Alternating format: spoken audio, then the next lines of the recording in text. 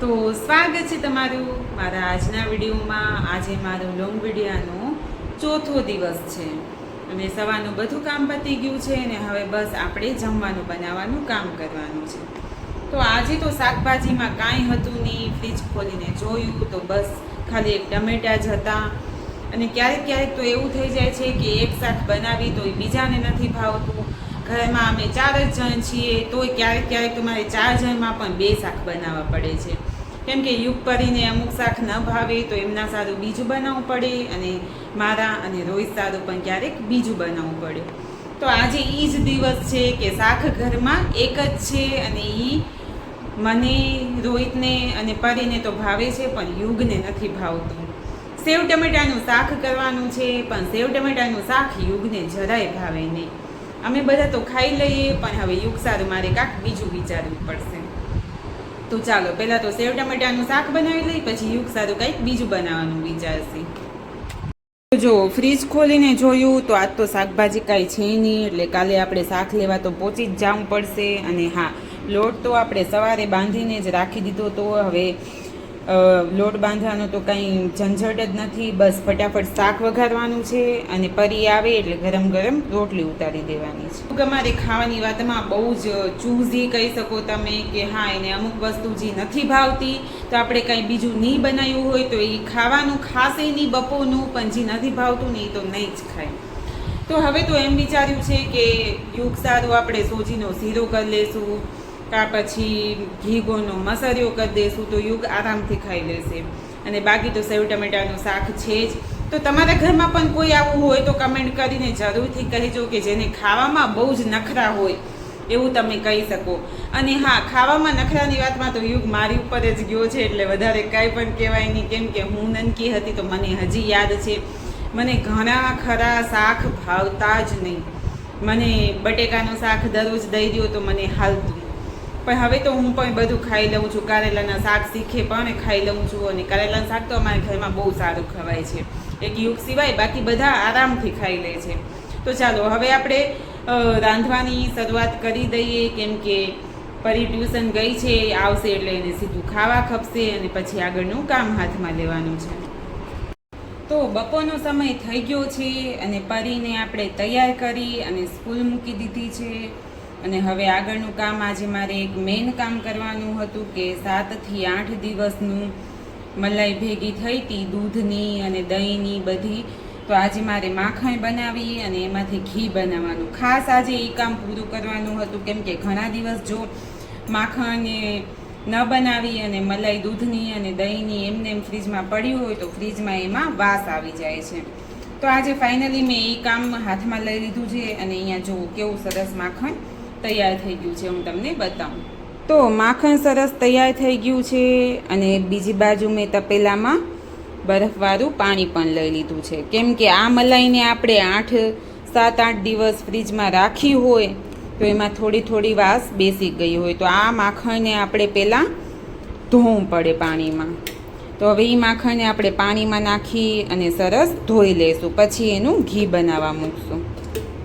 તો માખણ બનીને તૈયાર છે અને હવે આપણે આ જુઓ કેટલું બધું માખણ, આ 7 થી 8 દિવસનું માખણ છે અને હવે આ માખણમાંથી આપણે ઘી બનાવવા સારું મૂકી દેવાનું છે। આ માખણ ખાવામાં તો કામ આવે નહીં, કેમ કે 7-8 દિવસનું રાખેલું માખણ હોય તો એમાં થોડીક ફ્રીજની વાસ તો બેસી જ જાય, એટલે આ ઘી બનાવવામાં જ કામ આવે। આપણે એને પાણીથી સાફ કરી લીધું અને હવે ગેસ ઉપર મૂકી દેવાનું છે ગરમ થવા। તો સાંજનો સમય થઈ ગયો છે અને બપોરની કલાકની મહેનત પછી આપણે આ રૂમ સાફ કરી લીધો છે। તો રૂમ સાફ કરવાનું કારણ એ જ હતું કે દશામાના વ્રત આવે છે, તો આજ આ વખતથી હું પણ દશામાના વ્રત રહેવાની છું। તો તમે દશામાના વ્રત રહ્યો છો કે નહીં મને કમેન્ટ કરીને જરૂરથી કહેજો। અને મારું તો આ પહેલું વ્રત જ છે।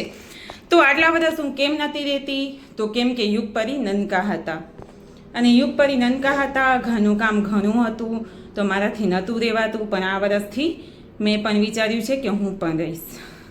તો જો સરસ સાફ સફાઈ રૂમની આપણે કરી લીધી છે, ફટો કરી અને બધું સાફ કરી અને ગંગાજળ છાંટી અને હવે અહીંયા આગળ આપણે માતાજીની સ્થાપના કરીશું. એના સારું પણ થોડી ઘણી તૈયારી કરી લીધી છે આપણે. આ બાજુ માતાજીની સ્થાપના કરીશું, પૂજા કરીશું. અને આ ઉપરનો રૂમમાં મેં એટલે જ રાખ્યું છે કે યુગપરી અહીંયા આવે નહીં અને અડી ન શકે, કાંઈ વીખી ન શકે. તો અહીંયા જો થોડી પૂજાની સામગ્રી મેં ભેગી કરીને રાખી છે અને બાકીની હવે કરવાની છે. તો તમે દશામાના વ્રત રહ્યો છો કે નહીં મને જરૂરથી કહેજો. અને જુઓ પૂજાની સામગ્રીમાં જે ઘરે વસ્તુ હતી એ બધી તો અત્યારે મેં ગોઠવી છે. બાકી બાજોટ અને પૂજાપાની વસ્તુ એ બધું હવે લેવાનું છે. ઉપરનું કામ પતાવી અને માતાજીને લાવવાની, માતાજીના સ્વાગતની બધી જ તૈયારી કરી અને હું હવે આવી ગઈ છું નીચે. કેમ કે નીચેનું કામ બધું જ હજી બાકી છે. કપડાં સંકેલવાના બાકી છે અને કચરા કાઢવાના બાકી છે. તો હવે આપણે એ કામ કરશું અને પછી તો ટાઈમ થઈ જશે સીધો જમવાનું બનાવવાનો. તો આ કામ પતાવી અને સીધું જમવાનું બનાવશું. અને કાલ નહીં અને પરમ દિવસથી દશામાના વ્રતની શરૂઆત થાય છે. તો મારું તો આ પહેલું વ્રત છે. તો હવે જે આપણે એમાં શું પૂજા વિધિ હોય એ બધું કોઈકને પૂછવા જવાનું છે. કેમ કે મને એના વિશે ઘણી ખબર નથી. બાકી વસ્તુ તો મેં બધી લખીને રાખી હતી એટલે એ તો આપણે ભેગી કરી લીધી છે. બાકી આગળ હું કેવી રીતે વ્રત રહું છું એ તમારે આવતા વિડીયોમાં જોવા મળશે. તો જોવા સારું પહેલાં તો તમારે ચેનલને કરવી પડશે સબસ્ક્રાઈબ. તો ચાલો હું આગળનું કામ કરી લઉં ત્યાં સુધી તમે મારી ચેનલને કરી લેજો સબસ્ક્રાઈબ. તો રાતનો સમય થઈ ગયો છે અને જમી અને કામ કરીને ફ્રી થઈ ગયા છે. અને હવે હું આવી ગઈ છું ઉપરના રૂમમાં. કેમ કે અહીંયા પૂજાની બધી સામગ્રી જે ભેગી કરી હતી એને આપણે થોડીક સરખી રીતે ગોઠવી અને રાખવાની છે. તો જેટલું કામ થઈ જાય આજે એટલું સારું છે. પછી જો કામ રહી જાય છે તો પછી રહી જ જાય છે.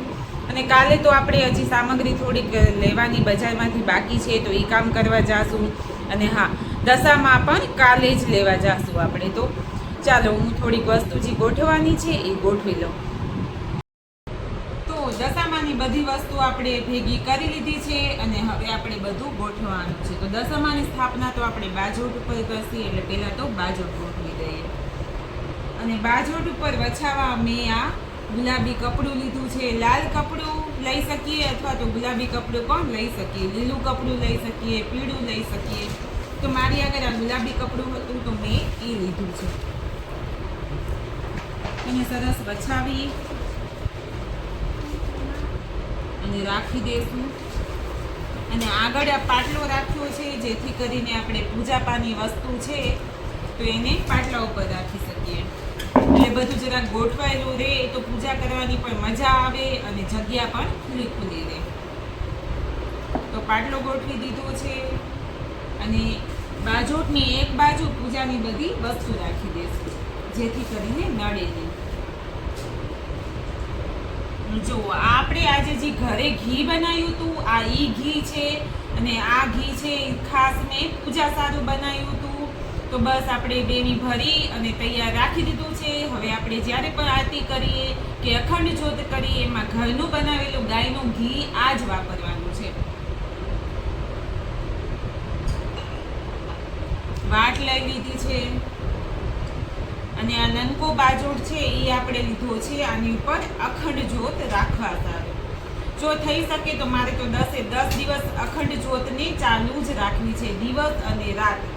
પછી જોઈએ આગળ કેવી રીતે સેટિંગ થાય છે એ પ્રમાણે આગળ કરશું. પણ આ બાજોટ મેં એના સારું રાખ્યો છે કે આની ઉપર આપણે અખંડ જ્યોતિ રાખશું. તો એને અહીંયા ગોઠવી દઈશું.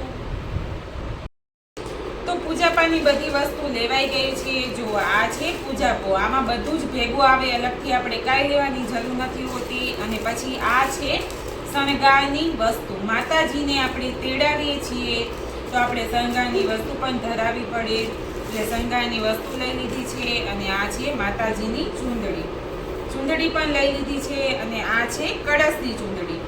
કળશની સ્થાપના કરવાની હોય દશામાના વ્રતમાં તો આપણે કળશ માટે પણ ચૂંદડી લઈ લીધી છે. અને જુઓ એક નનકી માળા લીધી છે ભગવાનને પહેરાવા સારું, માતાજીને પહેરાવા સારું. તો આટલી વસ્તુ મેં આજે લઈ લીધી છે. હજી થોડી ઘણી વસ્તુ લેવાની બાકી છે જે આપણે કાલે બજારમાં જઈને લઈ લઈશું. તો આપણે પૂજાની તૈયારી બધી કરી લીધી છે અને હવે મારે કામ કરવાનું છે આખા દિવસનું રોજનું મેન કામ હોય એ યુગ પરીને લેસન કરાવવાનું. તો લેસન કરવા તો મેં એમને બેસાડી દીધા છે, પણ જો એમની ધ્યાન રાખવી પડે અને હા એમનું લેસન કરાવવું સૌથી અઘરું કામ છે, એમાં ખાસ કરીને પરીને. હા હું ક્યાં કરું છું કાંઈ, બસ પરીનું લેસન થઈ જાય તો મને એમ થાય કે મારું એક મેઇન કામ પતી ગયું છે, કેમ કે એનું લેસન કરાવવું બહુ જ અઘરું કામ છે. તો ચાલો હું એને લેસન કરાવી લઉં. તો સુવા સારું હું રૂમમાં પહોંચી ગઈ હતી, પણ ત્યાં તો મને યાદ આવ્યું કે મારે દવા પીવાની પણ બાકી છે. તો ચાલો હવે દવા પી લઈએ અને પછી જો મારે માથામાં જે દવા લગાવવાની હોય છે એ પણ લગાવવાની બાકી છે. તો મેં આ 2 દવા લઈ લીધી છે. આ 2 દવાને મિક્સ કરી અને મારે એક દિવસ નહીં અને એક દિવસ માથામાં લગાવવાની હોય છે, જેથી કરી અને ખોડો ઓછો થઈ જાય. તો બસ હવે આ કામ છેલ્લું કરવાનું છે આજનું, પછી તો સીધા સવારે મળીશું નવા વિડીયોમાં. તો ત્યાં સુધી લાઇક, શેર અને સબસ્ક્રાઈબ કરવાનું ના ભૂલજો. અને હા હવે મળીશું આગલા વિડીયોમાં.